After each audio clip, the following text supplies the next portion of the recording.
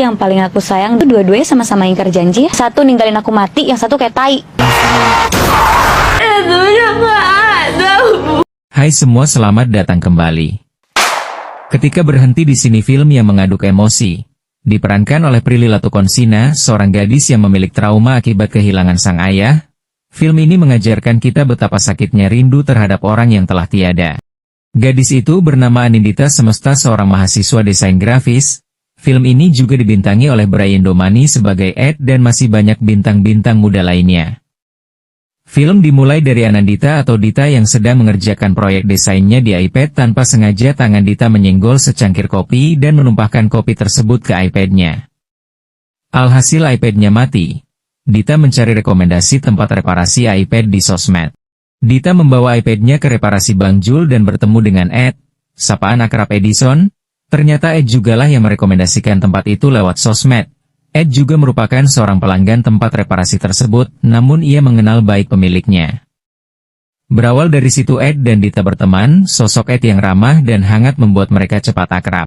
Suatu hari Dita datang ke tempat reparasi Bang Jul untuk mengambil iPad-nya, tapi belum selesai.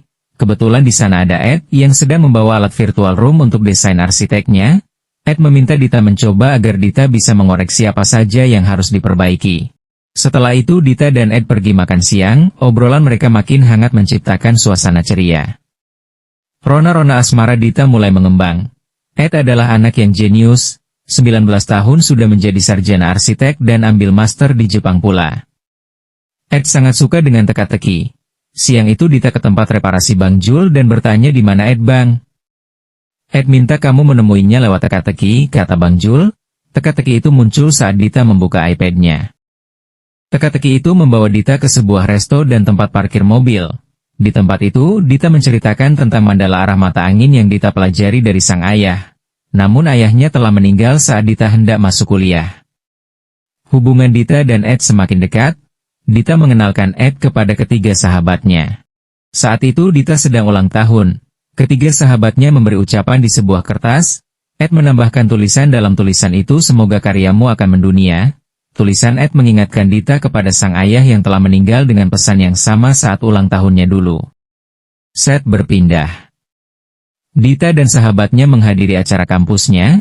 Dengan menggunakan kostum unik, Dita turun ke lantai dansa bersama Ivan. Entah bagaimana Ed bisa masuk acara itu, lalu meminta Dita untuk bergantian berdansa dengannya. Dengan berbesar hati Ivan melepaskan Dita untuk berdansa dengan Ed. Sambil berdansa Ed memberi teka-teki kepada Dita untuk menemuinya. Ada beberapa clue yang harus Dita pecahkan di beberapa tempat. Teka-teki terpecahkan, clue terakhir membawa Dita ke kantor baru Ed. Dengan bahagia Ed mengatakan selamat datang di kantorku. Di kantor yang masih kosong itu dengan penataan yang indah, Ed meminta Dita menggambar sesuatu yang menginterpretasikan mereka berdua. Dari sinilah terjalin hubungan asmara antara mereka. Dita mengenalkan Ed ke ibu dan kakaknya. Sedangkan Ed mengenalkan Dita ke keluarga besarnya. Ed adalah sosok yang sangat dekat dengan omanya. Ed berubah. Tak terasa 4 tahun berlalu, Dita merasa Ed berubah. Ed sibuk dengan karirnya yang semakin sukses, sedangkan Dita sebaliknya, bahkan kerjaan aja Dita tidak punya. Di sisi lain Ed juga merasa Dita berbeda, tak mengerti kesibukannya, padahal apa yang dilakukan Ed untuk mereka berdua nantinya. Ed meluapkan kegundahannya kepada sang oma, kemudian oma dengan sabar meminta Ed untuk mengerti Dita, lalu oma memberi sebuah cincin peninggalan turun-temurun untuk Ed berikan kepada Dita jika saatnya tiba. Keadaan Dita yang pengangguran membuatnya insecure, uring-uringan dan selalu salah mengartikan sikap Ed. Sikap Dita membuat keadaan semakin runyam. Dita dan Ed bertengkar hebat. Ed meninggalkan Dita dan pergi menuju rumah menemui omanya untuk curhat. Emang beda ya, kata yang keluar pas lagi PDKT sama pacaran. Ternyata dua laki-laki yang paling aku sayang sama ingkar janji ya. Yang satu ninggalin aku mati, yang satu kayak tai. Sedangkan Dita menghubungi Ivan sahabatnya yang sedang berada di klub malam. Dita yang sedang patah hati meminum-minum beralkohol membuatnya sedikit mabuk dan berjoget ria. Setelah bertemu sang oma Ed berusaha mencari Dita, Ed menelpon Dita sembari mengendari mobil. Namun Dita tak ada respon. Alhasil Ed pecah konsentrasi dan terjadilah kecelakaan yang merenggut nyawanya. Pagi itu ponsel Dita berdering dan terdengar suara adik Ed memberitahu Ed meninggal dalam kecelakaan. Dita syok, ia sangat terpukul, Dita tak bisa berkata-kata dan tak bisa menerima ini, trauma kehilangan ayahnya seperti kembali lagi, penyesalan dan kesedihan amat terasa. Waktu berlalu, Dita melanjutkan hidupnya. Menjalin hubungan dengan Ivan sahabatnya sejak SMA, meskipun bayang-bayang Ed masih jelas dalam benak Dita. Lagi dan lagi iPad Dita kesiram kopi saat selesai presentasi dengan klien. Kejadian itu membawa Dita bertemu lagi dengan Bang Jul, tukang reparasi iPad langganan Ed dan Dita dulu. Sampai saat ini Dita belum dapat mengikhlaskan kematian ayahnya dan Ed, bayang-bayang mereka masih melekat jelas di pikiran Dita. Dita merasa menjadi penyebab kematian Ed. 2 tahun lamanya Dita tak bertemu dengan Bang Jul. Dan ini untuk pertama kalinya mereka berjumpa lagi. Bang Jul memberikan sesuatu peninggalan Ed, yaitu berupa kacamata canggih yang fungsinya menyerupai smartphone. Kacamata itu telah diprogram sesuai kebutuhan dan dikloning suara dan wujud Ed. Dalam kacamata itu terdapat personal asisten yang dapat membantu Dita merekomendasikan makanan, mengingatkan jadwal istirahat, kesehatan dan banyak lainnya. Kacamata itu sejenak error, lalu personal asisten yang tadinya perempuan berubah menjadi sosok Ed. Hai Dita. Dita syok kaget, Dita menelpon Bang Jul dan ingin mengembalikan kacamata itu. Bang Jul mengatakan kacamata itu sudah diprogram dengan wajah dan suara Ed. Kalau Dita mau pakai, dia harus menggunakan akal sehatnya agar mental Dita tak terganggu. Tapi setelah Dita pikir-pikir, akhirnya ia berani menggunakan kembali kacamata itu. Setelah Dita menyentuh kacamata itu dan program berjalan, sosok Ed hadir menyapa Dita. Apa kabar? Dita menangis rindu meluapkan isi hatinya yang berat mengikhlaskan kepergian Ed.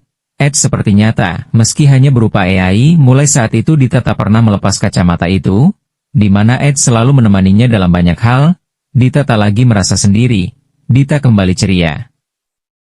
Ed sangat membantu, bahkan dalam hal pekerjaan, Ed memberi banyak masukan dan motivasi yang membangun, hingga proyek yang Dita pegang gol.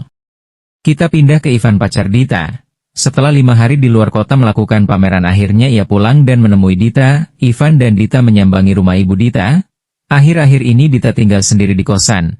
Sambil makan malam, ibu Dita memberitahu jika besok 8 tahun ayahnya meninggal, dan selama itu Dita tidak pernah nyekar ke makam ayahnya. Dita selalu menyalahkan dirinya atas kematian ayahnya.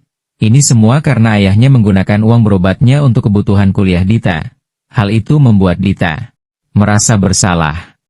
Scene berpindah setelah bertahun-tahun, akhirnya Dita berani untuk menemui Oma almarhum Ed.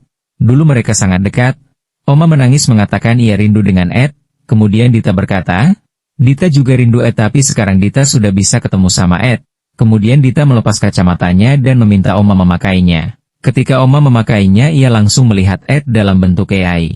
Oma sempat bahagia, tapi Oma kemudian menyadari dan melepas kacamata itu. Ini bukanlah cara yang benar. Ed hanya ingin doa dari kamu, dan mengikhlaskannya, ucap Oma kepada Dita. Hari berlanjut, Ivan mengajak Dita makan malam di sebuah restoran. Mereka melihat dan memilih menu, tapi si AI Ed memberi saran Dita agar tak memakan makan yang memicu asam lambungnya naik. Spontan Dita mengatakan Ed bisa diam tidak? Ivan yang mendengar itu langsung bertanya masih ingat Ed dengan mimik wajah kecewa. Dita nampak bingung bagaimana ia menjelaskannya dengan Ivan. Kemudian Dita berpamitan ke toilet untuk sejenak menenangkan pikiran. Dita melepas kacamatanya dan meletakkannya di meja. Sejatinya malam itu Ivan ingin melamar Dita dengan cincin yang telah ia siapkan, tapi kondisinya malam itu tak mendukung. Ivan yang melihat kacamata Dita tergeletak di meja kemudian memakainya. Saat Ivan memakainya langsung muncul AI sosok Ed menyapa. Dita yang tersadar kacamatanya ketinggalan langsung buru-buru keluar, tapi Ivan lebih dulu mendatangi Dita. Dengan sabar Ivan mengungkapkan kekecewaannya atas apa yang ia lihat di kacamata itu. Ivan pikir selama ini Dita bahagia bersamanya dan sudah melupakan Ed. Kenyataan malah sebaliknya. Keesokan harinya Ivan menemui Bang Jul dan meminta meriset program yang ada di kacamata Dita. Dita panik saat tahu kacamatanya tak lagi berfungsi, sosok Ed hilang. Di waktu hampir bersamaan dengan Ivan, Dita menemui Bang Jul meminta untuk mengembalikan fungsi kacamata seperti semula, karena kacamata itu sangat berarti untuk Dita. Dengan kacamata itu Dita dapat berinteraksi dengan Ed. Menghempas kerinduannya, tapi Bang Jul bersikeras untuk tidak mengembalikan lagi fungsi kacamata itu karena berdampak ke mental Dita yang semakin kacau. Ivan mencoba menyadarkan Dita bahwa itu semua tidak nyata, dan tidak baik untuk mentalnya.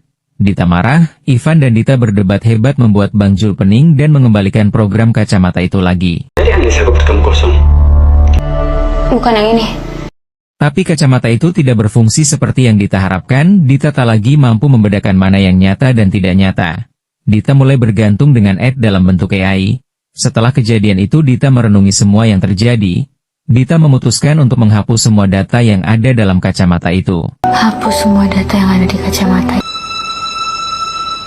Dita menemui Oma almarhum Ed. Oma meminta Dita memasang satu puzzle yang tersisa. Kemudian memberikan amplop coklat peninggalan Ed di akhir hidupnya. Amplop itu berisi clue teka-teki arah mata angin ke arah timur. Clue itu membawa Dita ke sebuah pemakaman, di mana ayah Dita dimakamkan. Dita ditemani oleh Ivan. Dita menangis dan meminta maaf di pusaran sang ayah. Dita melepaskan semua kerinduannya. Almarhum Ed sengaja membuat teka-teki ke makam ayah Dita, agar Dita dapat berdamai dan memaafkan dirinya sendiri. Jika semua ini bukanlah salahnya, setelah selesai dengan penyesalannya Dita bertanya kepada Ivan, apa pesan ayah sebelum ayah meninggal kepada dirimu?